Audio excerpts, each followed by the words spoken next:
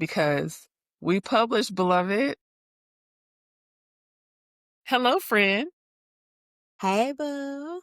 We're here to talk about your book, baby. Hey, book babe. The Day God Saw Me as Black. I love the cover to start off Mm, with. I love thank the you. title. We're going to get into it.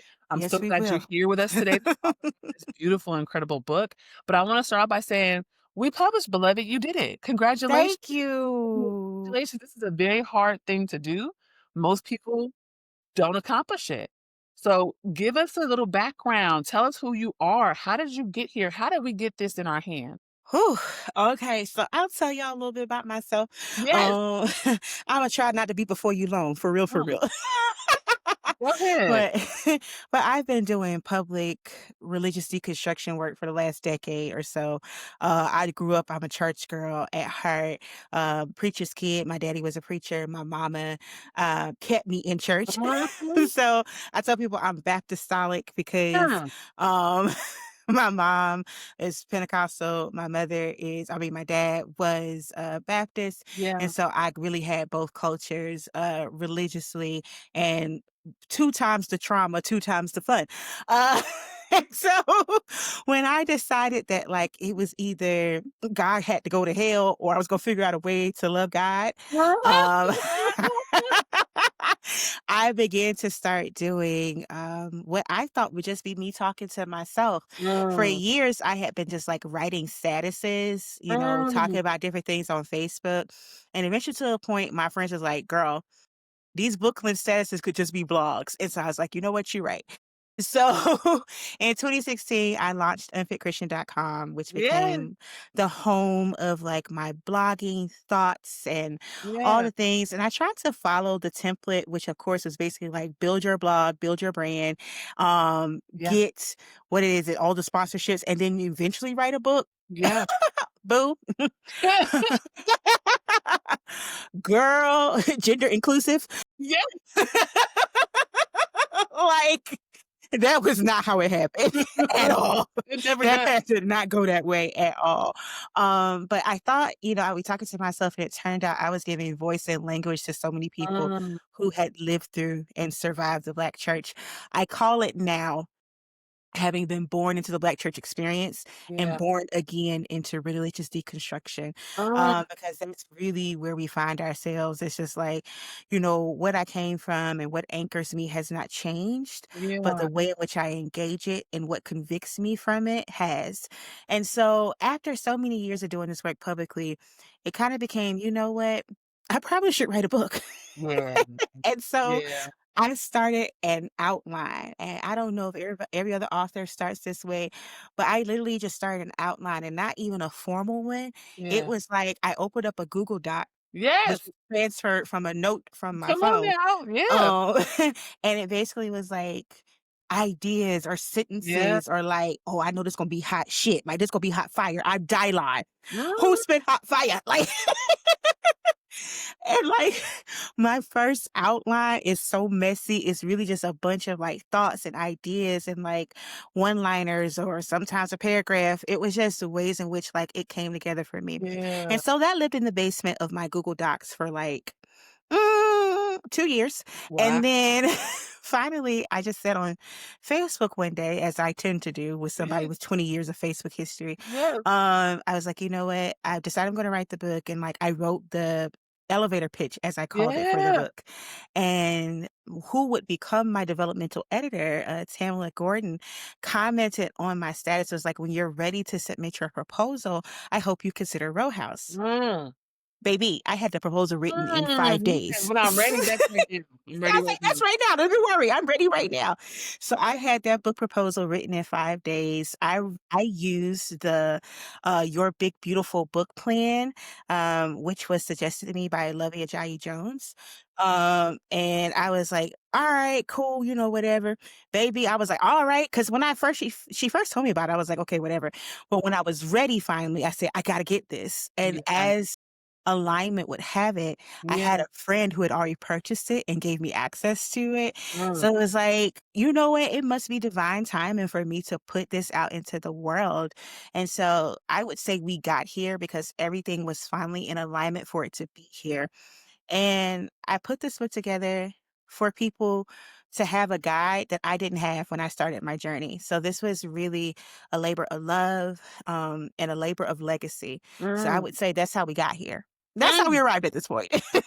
Yeah, like, I've talked with so many people about their journey, and so many folks have come to it the same kind of way. Like, I was Yeah. out here living my life, like, talking and existing, and someone was like, "Don't you think that's maybe that's a book?" And you're like, Yeah. "Oh," right? That happened with Right. me as well. And I will say, child, your posts are so rich and thoughtful and complex, and I'm like, you be saying stuff, and I'm like, "Damn, that's exactly if I could've" in my If I mind could have put it that way. put that down, right? Yeah. But it's like, I think that your perspective is so sharp and Thank so you. informed, and I think Yeah. it makes sense to me that someone like Tammy would come to you and say, "Hey, come on now, Yeah. like, come write this book." So I wanna hear also about that process, right? So Sure.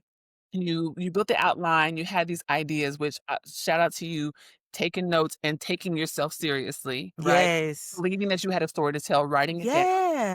But then you got to the point where now you have a proposal, right? And so did you ever have an agent process or did you go straight to the publisher? Like, how did you get to the point where I'm holding this in my So hand? I am unagented, like, currently. I didn't go through an agent process, and I think it's a beautiful, wonderful process when you have somebody who can advocate for you and who can take your best interests to the publisher. But I also love the fact that there are publishing houses that exist that do not have the gatekeeper of agency, because sometimes, especially when you write such unique work like Black women taught us and the day God saw me as Black, they don't always wanna bet on Black. That's right. That's correct. And when you don't have something that's cookie cutter, something that they haven't Mhm. seen before, everybody doesn't have the creative imagination to say, "This is how I work within this framework to get this breaking thing in front of the people who need to see it and who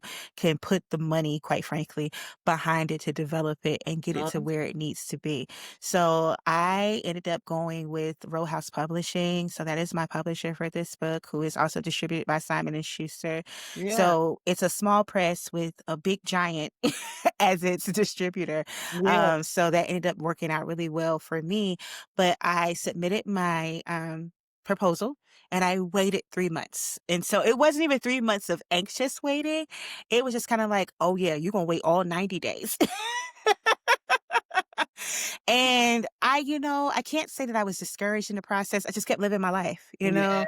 Yeah. I think I spent a lot of time thinking about what I actually wanted my book to look like. I submitted a proposal that had 25 chapters. Alright.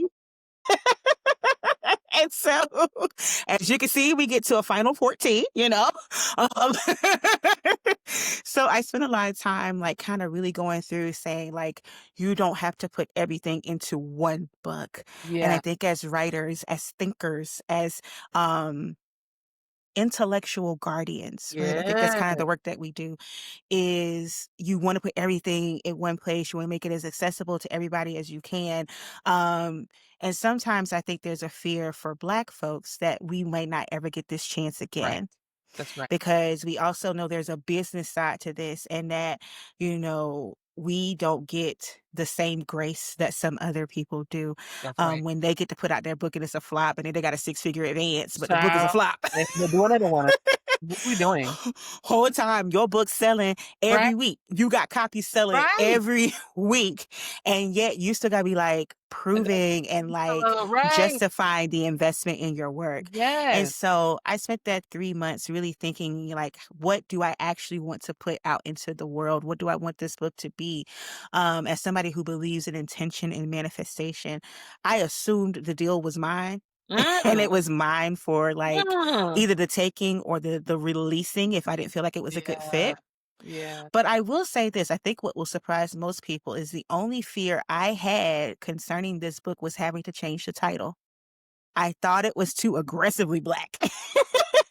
Yeah, I thought any publisher would not want to stand behind Oh, a book that says like, oh yeah, like unapologetically, blackity unambiguously, black black. like blackity black. Yes. And also very, Yeah. very, very, very Black woman, right? Like, Yeah. It's iconic in part, not just because she's clearly Black, but also she's a woman. Like, this is a Yeah. Black woman, and this is a story for Black women.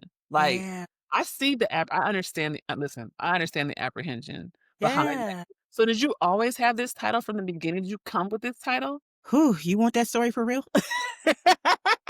So, and it's gonna step on some toes, but it probably That's needs to be fine. said. That's alright. Originally, I was gonna call this book Hood Theology, right? Because at Okay. the time that I started, Yeah. like, the ideation of it, you Yeah. had hood feminism that came out. You had Yep. everything either had like a hood or Yep. a trap title That's associated with correct. it.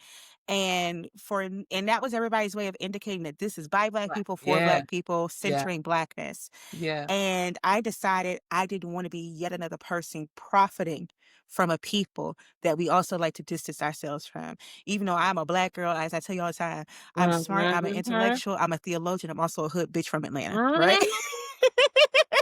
And I Mhm. carry that We with love me it. We love it. everywhere that I go. And yet, like, I was just like, if it's not going to be for and in benefit to the Mm. hood or the trap, Yeah, yeah, yeah, yeah. then why use that once again as a Valid. capitalist like grab Valid. for attention? So I don't remember how the title came to me. I just remember sitting there one day and like it came. And Mm. that often happens for me for book titles, for chapter titles, like the name will just come to me. And sometimes I can't think of a title at all. So I had to get like crowdsourcing help from Yeah, my you inner gotta add circle. phone a friend, you Phone know. a friend on that. But I remember one day and it was just like the day God saw me as Black. And so I remember texting my best friend saying, I think I'm going to call the book The Day God Saw Me as Black. I said, because that's the day that changes everything. Once Mm. God sees me as a whole and complete Mm. individual, and there's no color blindness in my Mm. relationship with God, because if you don't see my color, you don't see my You don't see wholeness. me, that's right. Mm. So that was how we actually got to this title. And I added the subtitle at some point, like in She's the a writing literary face process. child. I figured. Yeah. I was like, in case they don't get it with the title. Let's just reiterate. Yes. So that's how we got that title. And like so I said, it steps on some toes because we're still in an age where people love the trap and hood, a thing that Um, has nothing to do with the trap or the and then hood. it gets overused, let's just It be does. honest, it gets a little overused. Yeah, but So, I didn't want to be among the people in that way. So understood, we understood, here. understood, and I love that, I love that, I love that this clearly has been a project that you've had your hand in from the start to the finish. Yeah. Yeah. And I think for a lot of folks who are starting out, there's not a lot of clarity about that process, about, Yeah. how we get to the point where we're deciding covers and how we get from 25 chapters to 14. And I also Yeah. that because, cutting back is hard. It's It hard is. It is. to like to decide this is it, this is the book. So Yeah. how did you get to 14 chapters from You 25? need an editor. I cannot emphasize this enough to any aspiring author or Yeah, hell, even current authors. that's right. You do not need to be in an adversarial relationship with your editor. Mm, If it is not working, get a different editor that's right. because that person is here not to dictate your voice, but to amplify it. Mhm. Tammy, throughout my process as my developmental editor, Yeah. that's also a thing. You have different kinds of editors for Yeah. those of you who are not aware. So you will have somebody who helps you throughout the process of the book who should be your developmental editor, but you'll also have a proofreader, you'll have a copy editor, Right. you'll have like That's it'll right. pass through so many hands, That's right. and yet you will still end up errors in your book. How is that good? Ooh, wow. I was recording that audiobook. I said, And nobody knows them but me, but "Listen, I know Tammy." they're there I'm angry every day. every day. And so in my first meeting with Tammy, she was like, girl, oh, they're all great, but some of them can be consolidated. And I was like, you know what, you're right. And so like we were slashing whole sections. And then sometimes when I Mhm. would go back and read essays, I would say, you know what, I can include this into another one. And not because I couldn't have written those essays. Sometimes you have to step back and know when it's stronger together. That's And right. so sometimes you're so emphatic on like, oh, I gotta get this part and this gotta be nuanced. And it's like, no, it's gonna be nuanced because you're gonna write it that way. That's But right. sometimes you have to understand that, like, what you think in your head is just so important as a standalone chapter actually Yeah. fits much better in the work of something else. And Yeah. so at first we had only cut 10 chapters, which I now am kind of like in a mindset of either I'm going to repurpose them for the next book, maybe that's where they were supposed to be, or sometimes they just might be standalone essays I publish That's at some right. other point. That's right. Writers are always writing. That's right. That's right. And your best writers read, okay? Right. So Oh my gosh. when you can't write anymore, you need to be reading. On a book. And Right. so that's how we got down to those chapters. So it was supposed to be 15.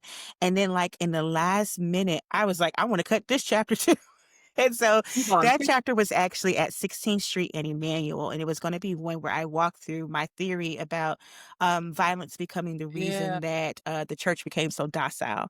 And Yeah. that's still something I'm going to write, but Yeah. now I'm so glad I didn't put it in this one because it fits Yeah. so much better in my plans for the next one. Got it. So that was that. But truly, truly, how I got down to the heart of what I really want to write about is having an editor. And let me make a statement there before I close. My editor does not have the same pedigree of education that I do.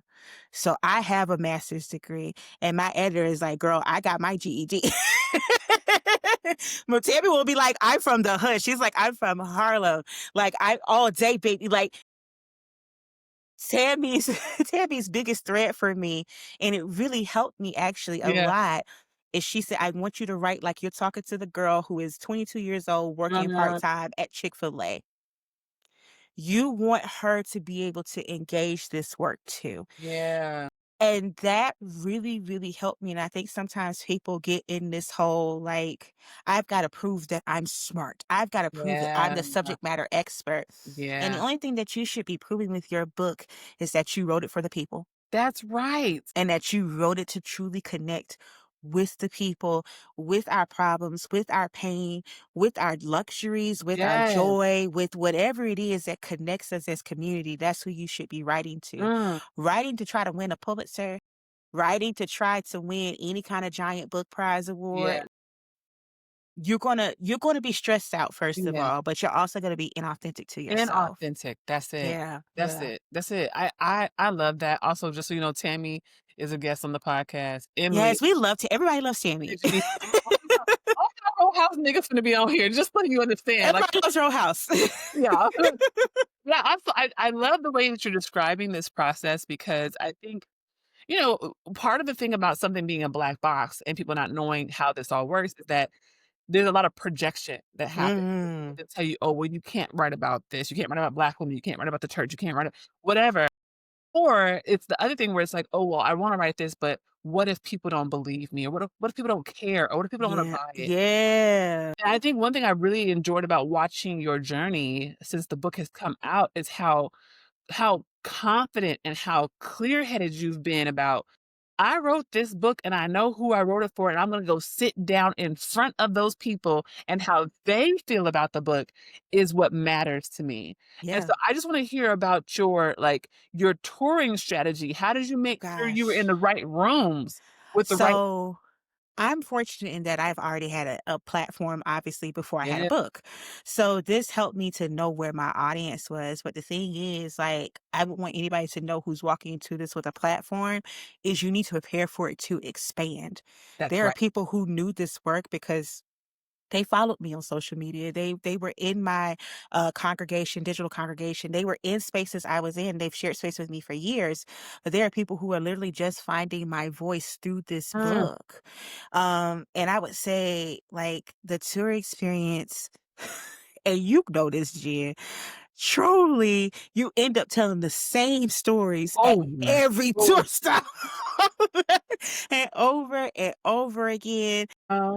And that's when you have to remember the stories are not for you. Not for you. That's And right. that experience is not for you. It is That's for those right. folks who are sharing audience and space That's with you. right. That's So right. I use like knowing where my people were to kind of map out where I was going. So my first event was in a suburb right outside of DC called Lanham. Yeah, So I was there and I worked with a beautiful Black women's organization, a group, a collective, I'll call it, called the yeah. Colored Girls Lab.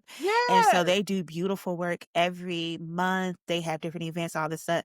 and, like, the founder was a follower of mine, and, like, we had been Oh, trying to work together for a while, and I was like, "You know what, girl? I got this book coming out." And she was like, "Yes, absolutely." just say less. So, basically, say less, and so we set up at a Black woman-owned tea house, Mm, and had a beautiful evening, and, like,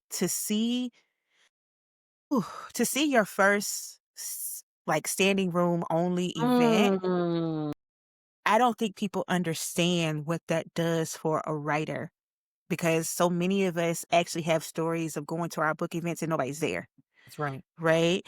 And so the gift of having people come, and you think sometimes you get caught up in your head, like, if it's not 100 people, if it's not 200 people, then it's not successful. That room was 30 people, but it was Mhm, full. mhm, And everybody was engaged in the work. mhm. People weren't just there to see who they could see. They were there Yeah, engaging in my text, engaging in my thoughts, having conversation with me. yeah. And that was the affirmation I needed, because while that confidence comes through on screen, the night before my book came out, I cried. Oh, child.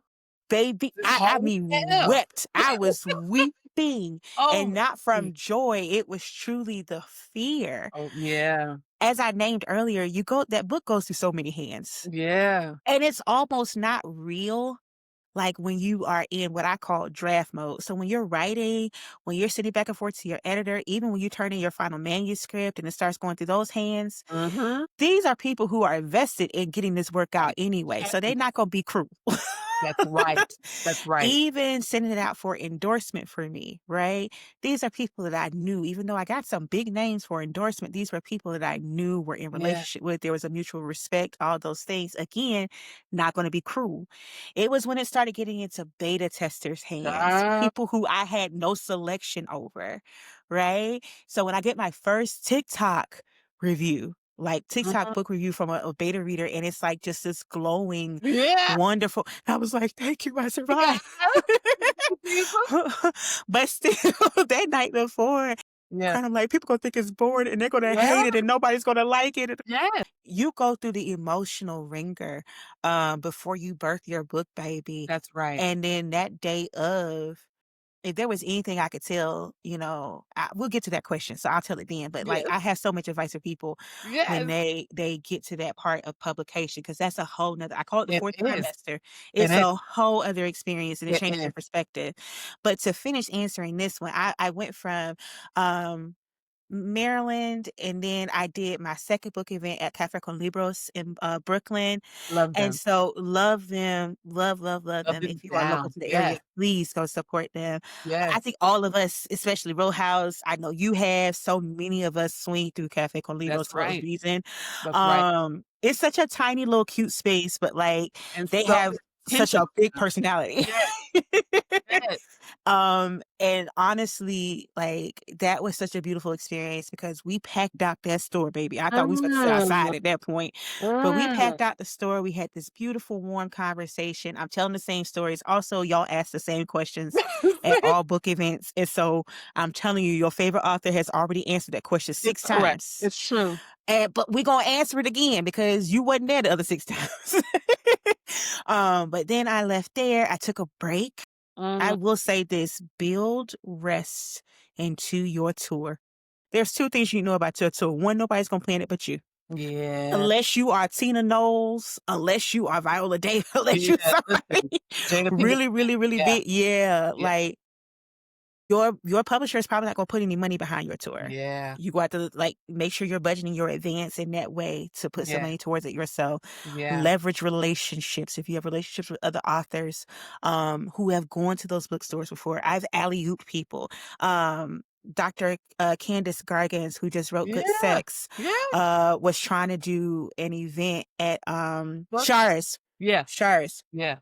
And so she's like, "I reached out and I couldn't get to." I said, "Don't worry, I'll alley-oop you." So I was like, "I'll Yes. introduce you to exactly who I've been working with." All these, leverage your network. That's going to be so important, because sometimes you can't get through on your own. Yeah. Even if you have a major publishing house behind you, I would have to put in my emails, like, published by Row House, distributed by Simon and Schuster, right? Absolutely. Yes. Like, sometimes that's the only thing people look at. So But even that is not going to always help you. yeah. There's Yeah. a bookstore in New Orleans that I shall not name that I can't even get a reach out from, okay? But we love Community Bookstore in New Orleans, who did Mhm, take care of me and does carry my book down there. mhm. Uh, but you have to deal with some elitism on You many do. levels. You Even Black bookstores as that's Black right. authors Oh my do not god. make room for you.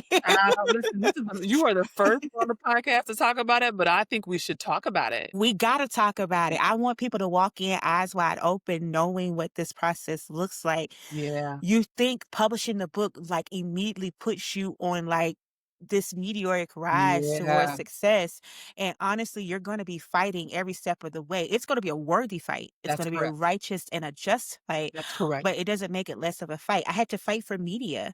Like, I had to Mhm. leverage my own media contacts with my Mhm. publisher and say, "Hey, I already have a connection here. I need you to move this in," because her trying to do it like the typical standard way, because again, my book is religious, but it's not Sarah Jakes Roberts. My book is Mhm. religious, Mhm. but it's not Mike Todd. You Yeah, know what I'm yeah. saying?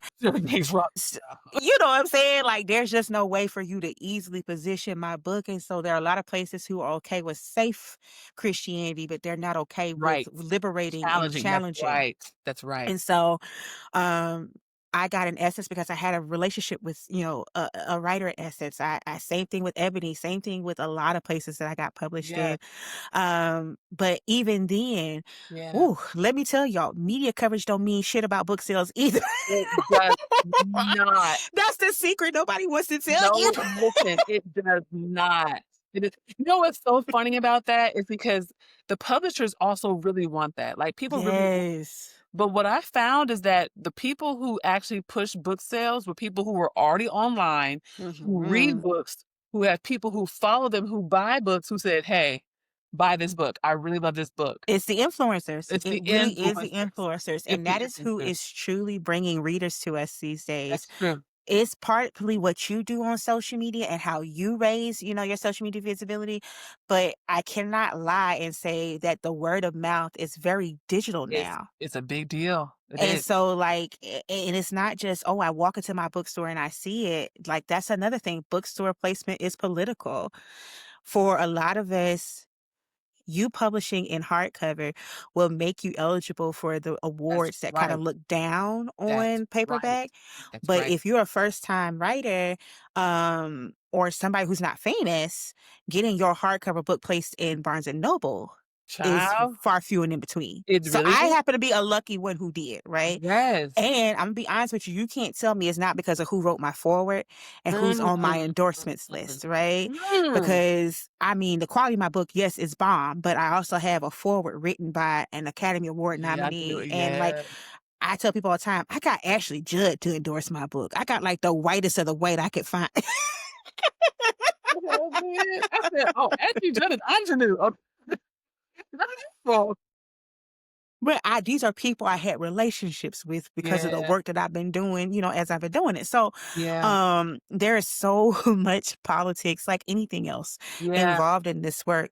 But like the things that you think are going to help don't, and the relationships that you should cultivate, we don't, because That's nobody right. tells us. That's right. So do not look down on Bookstagram or Book Oh, Talk or book threads. yes. Like, you need to go where people who enjoy reading are talking about That's right. reading. That's right. Yeah. And I appreciate this also because, you and I have this in common. We talk a little bit of shit on the internet, right? Yeah, we do. A That's a little little bit. bit.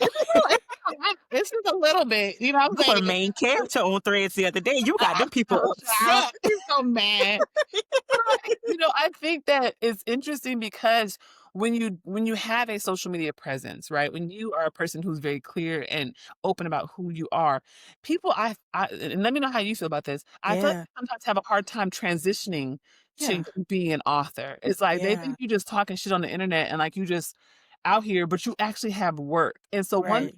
I've struggled with is getting people to understand, oh, I'm talking from a place of expertise as someone Right. who is Right. writing a book about it, Yeah. right? It's not, I just read a couple other social posts and now No. I'm making an opinion. Yeah. Right, but then also I also feel like sometimes these bookstores and sometimes, folks who we're supposed to, be acclimated toward in terms of promoting our books, they have a hard time getting that too. Yeah. right? So how have you been able, because you, to me, you've done an excellent job of navigating this and with a book about church, right? Yeah. And so, like, in a moment when so many folks are leaving the church, you have been able to incisively get this conversation in those Yeah. spaces. How did was it Ashley Judd? Like, how did you I think it's because my focus, and I think we shared this actually, Yeah. my focus is not on continuing to name the problem. Mm, We know the problem, yeah, right? This book is not even about, like, this is the problem. This book says this is how we got here, that's right. right?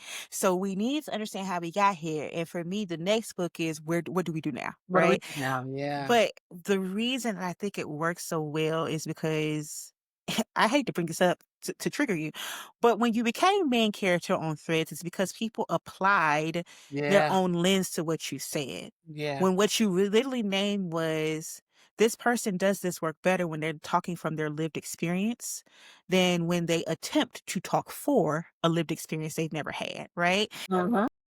But I knew that because I read. Right. And I'm not just talking shit on the internet, Right. right? So it's because I believe this. I always tell people I'm not looking for the hot take. I'm Mhm. looking for the consciousness shift. What Yeah. can I say that's going to shift our consciousness around the way Yeah. that we discuss and we talk about things? And Yeah. so it might mean that, like, today is the first time I publicly posted anything about sinners in terms of a think piece about it, Right. right? Right. And it's been out for 3 weeks, and I Yeah. told people, "Stop inviting me like, write op-eds Day and to come after on it. your Yeah. panels and all this stuff because you wanna catch the hot take."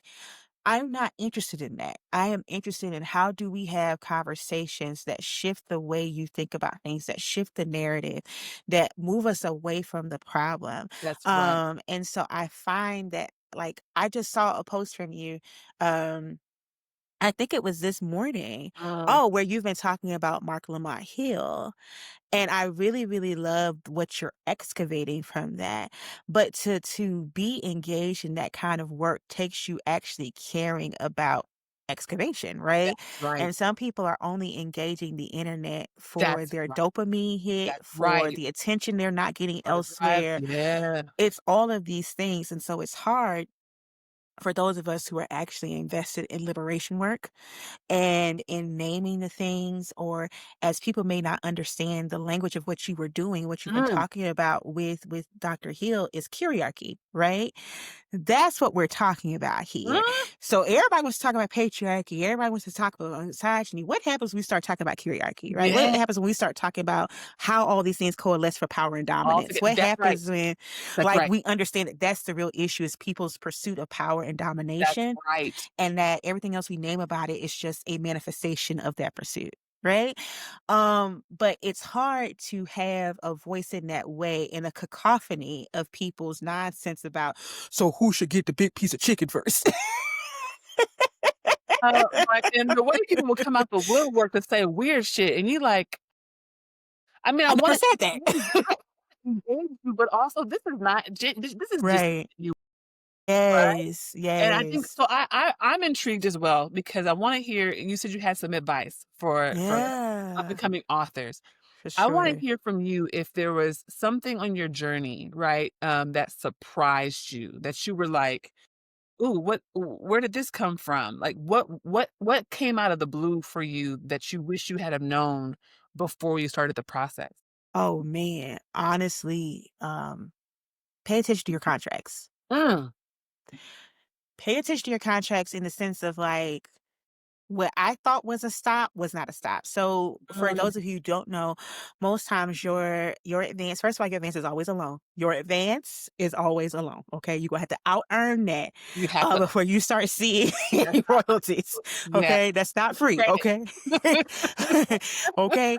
But beyond that, most publishers structure your advance. So it's not always a single cut check. So if you get $100,000 advance, it Chop might be four structured out pieces. over like 4 pieces, That's right? right. Mine was chopped up into 2. So I got an advance within 30 days of signing my contract, and then there's an advance in my contract, at least that was 30 days after the completion of interior layout, right? Mm, This is very, very critical because mm, for me, I thought my money was coming after the completion of like turning in my final mm, manuscript. yes, And it was like, actually, there's 3 months worth of steps that's after that. right. So if your money is banking on getting that advance, pay attention to your contracts. Mhm. The second thing that I think really surprised me is like authors have a significant input on their covers, but you never have the final choice on your cover.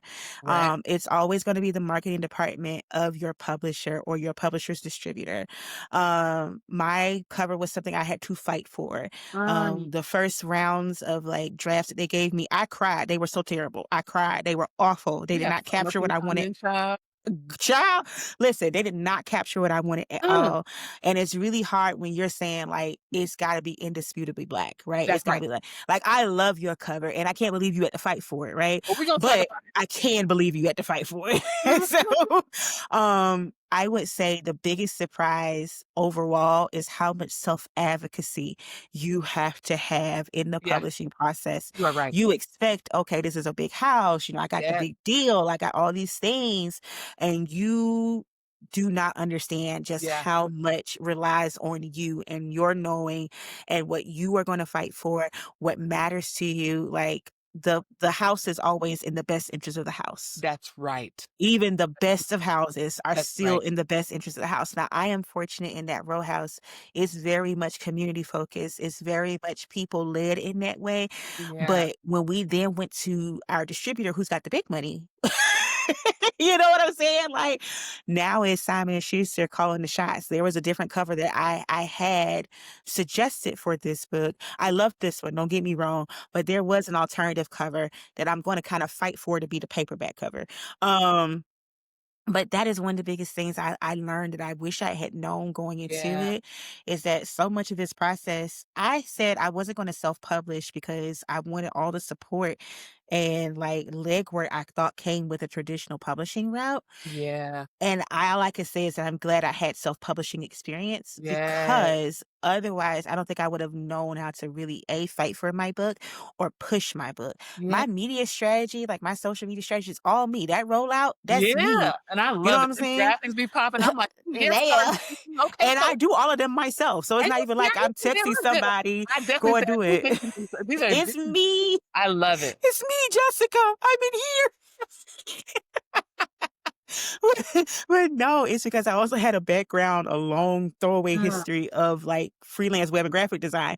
So when yes, I say everything that you do in your life it's beautiful. aligns to like where you're going, That's don't right. forget none of your skills. I don't care if you're That's trying to write a book. right. Don't forget a single skill that you have because you're gonna probably Right. need it. That's right. I thought you were dropping so many bars. I mean, from the fact that we do have to cold call bookstores and email bookstores Yes. ourselves, the fact that we have to leverage our connections and Mhm. the cover. Like, I had a similar situation in that I think my editor really had the best intentions, but Mhm. didn't get the vision. So the original Yeah. cover, I was like, all the women, they're like, "How many women gonna be there?" I said, "All of them?" And they were like, Yeah. Can you pick some?" And I was like, "No, No. all of them." And I described the cover, and then they sent it back to me, child. When I tell you they had all these black women, they had Fannie Lou, they had bell hooks, and they were smiling like they was in the choir, like they were like and they had their hands on each Not other. the girl group. It looked like a choir. I said, "Oh, no." I said, "I can't." It was just, like Yeah. and the cover was very pink, and I said, "Oh, no, this is I don't wanna have Fannie Lou and Ella Baker with their hands on Angela Davis' Yeah. shoulder. It's not giving the It don't work that way. especially when in their lifetimes, we don't have a lot of pictures Right. of them, like, open mouth, Right. like, no, that's not a black woman pose. We don't take Yeah. pictures like that. So it was a Correct. lot of conversation, and I actually got my phone out, and you are so right about using your skills. I got my phone out. I got the picture that they sent me. I drew Okay. some stuff on it. I said, "Move this person here, put Zora on the back," and they did Yeah. exactly what I asked them to do. And so Yeah. I'm excited to know that that's how we got here because it Yeah. is so beautiful and intentional, and I knew this came from you. I knew you were the person behind it, and I hope that folks listening and watching are understanding that this is just about advocating for yourself and your Yeah. work. Believing Yeah. in yourself, believing in your work, and believing in your point of view. That is Yeah. so important. Now I So know it's your podcast, but I actually have a question for you. go ahead, boo. How is it for you writing about a subject matter that is so binary in terms of womanhood as someone who does not Mm, play in the gender binary? And uh-huh. how has that influenced you as a writer showing up in public places with people assuming your gender because of your Yes, presentation, with people you know, that was the one commentary I had that day was like, you yeah, could disagree with Dr. yeah, Jackson, but you will not misgender them. yeah, And, like, that's such a pervasive attack that people make, and so I'm curious, like, yeah. how that your lived experience influences your interaction with and observation of Black womanhood, and that's not to say you Mm, alien to it, but I know as somebody who does not identify in the yeah, binary, yeah. I'm very curious how that plays out for you. I love this question. You're welcome. You're welcome. Um, I think this is an important question because, um, I also grew up in the church, right? My book starts off gospel setting, right? My Yeah, whole child rearing, upbringing, socialization was in the Black church where no yeah. one understood my gender and no one At understood all. and they were not interested, right? No. I came to church in Jordans and cornrows, and they was like, "Ooh, They was Lord." just praying for you They in that was like, "Oh, homosexual spirit.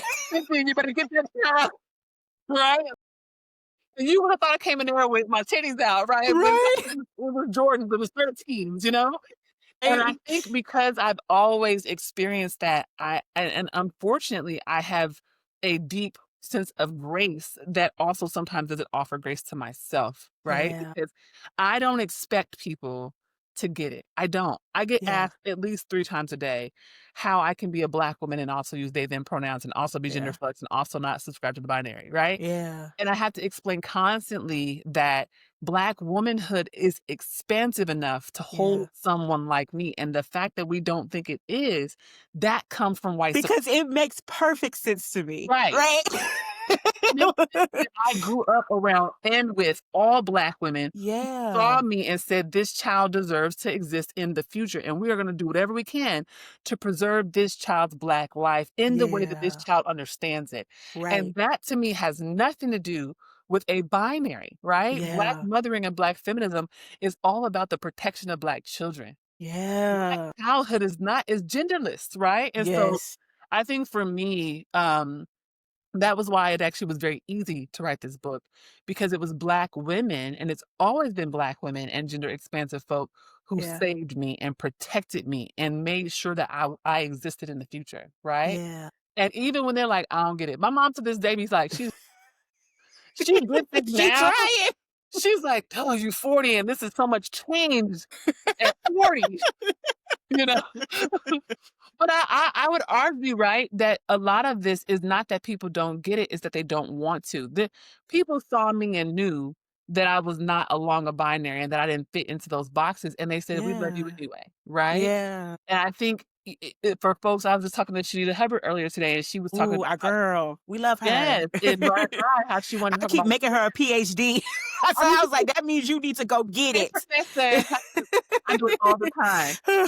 Telling me she was like, when I wrote about queerness in my book, I actually want to talk to queer folks and make sure I did it justice because I think I'm doing one thing, but I may not be doing it. It's the That's how impact. I felt.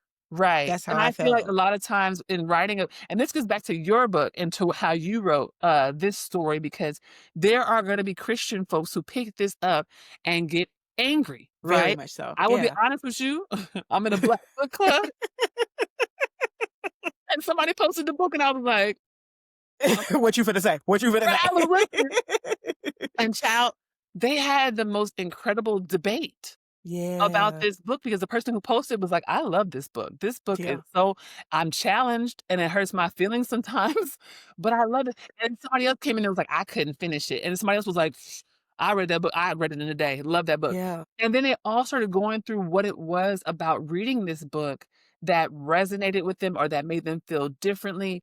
And that is how I think I come to the gender conversation and writing Yeah. about Black women is that everybody don't have to agree. I don't step out in life. I don't step out the door thinking, "I hope he Yeah. agrees with me today," I right? don't care. I don't give a shit, if I'm being honest, right? But what is important, and I think this is something that your work does as well, is it says it is okay for us to be curious and to Yes. have questions and to Yes. not accept the status quo, Yep. right? So I think it's now back to you. So thinking about that, right? Thinking about that the fact that you stepped out and you decided to challenge, right? Coming from a background and a family of folks who are Yeah. churchified, right? Deep in Yeah. church, right? If there's anything that you can share with folks who may be on that same journey of writing something that they know will challenge, and maybe they're afraid right now and they're thinking, should I do this? What advice would you give to those writers? You gotta refocus your fear. Uh, And that is to say, instead of focusing on the fear that people are going to be challenged by it, AKA they're gonna have negative thoughts, they're gonna have negative opinions, they're gonna be very loud and vocal about those things.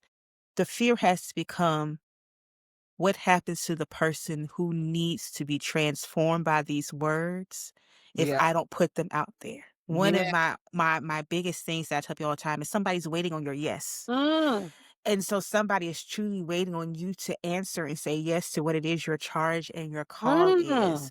And that doesn't that's whether you call to be the best CNA in the world, or you're called to be a world stage writer and speaker, or you're called to open up a restaurant. There's uh-huh. somebody with celiac disease who needs Who your gluten needs free. You know what that? I'm saying? Like they're waiting on somebody who has Mm, something that's culturally competent, something that makes them feel seen. When people yes, pick up books, we're living in a country in the United States where we have people who are functionally illiterate to the tune of that, 54%, that's right? right. And so when people are picking up a book these days, it is intentional, and it's That- not that- even necessarily about escapism. It Yeah, is truly about, like, people are hungering that's for right. for something that goes beyond, as we named earlier, the social media chatter. That's They right. want more than what you can put into 180 characters or a Substack post or so Right. they want something that feels connective. My favorite thing and the greatest honor that you can give to me as an author, and I'm pretty sure I speak for so many, is to Yeah. show me a book that you've deeply annotated. Oh, When child. I tell you that is my favorite thing, when people are It's like, your "Yeah, see all of pleasure. my notes, see what I highlighted?" And I'm like, "Yeah, I love it. Thank you. That is so wonderful," because it means that you were in conversation with my Engaged. work. Yeah. And I tell people, like, when you read The Day God Saw Me, it's like, I want you to feel like we are sitting together having this conversation. And so if your fear is like, who's going to reject you, your fear should shift to who loses Mm, when I don't give, spirit, or this opportunity or whatever you name that is divine and holy to you, mm, if you don't give it your yes, right? mm. Final thing I'll say about that is the reviews are for other readers. They're not for you. They're not for you, child. I can't tell you what reviews say on Amazon, on Goodreads, on Can't like argue them. I made a commitment to myself in the beginning, like, girl, because if you go read them now, you're gonna be dragging people going like, Ah.